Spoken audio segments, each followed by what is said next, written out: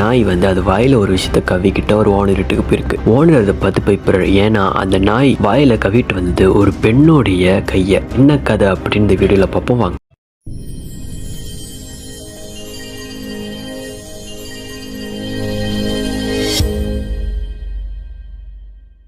1972 August 8 Janet D பால்மா தன்னோட friend வீட்டுக்கு போயிட்டு வரேன் அப்படின்னு அவங்களோட தாயார்கிட்ட சொல்லிட்டு போயிருக்கிறாங்க. ஆனா அவங்க திரும்பி வரவே இல்லை. அதுக்கப்புறம் 6 வாரம் கழிச்சு கைவிடப்பட்ட குவாரியில ஒரு பணம் கிடைக்குது. பணம் வந்து சிதைந்து கடந்திருக்கு. அது எப்படி கிடைச்சிச்சுன்னா, நான் சொன்னல அந்த நாய் எடுத்துட்டு போய் அவங்க ஓனர் வீட்டுக்கு தெரிஞ்சு போய் அதுக்கு அங்கிட்டு அது எங்க இருந்து வந்துச்சுன்னு கண்டுபிடிக்கிறப்போ தான் அந்த குவாரியில ஒரு பெண்ணோடைய பணத்தை இருந்திருக்கு. அதுக்கு அந்த பணம் சிதைஞ்சு கடந்திருக்கு. இந்த பணம் வேற யாரும் இல்லை, ஜேனட் டி பால்மா.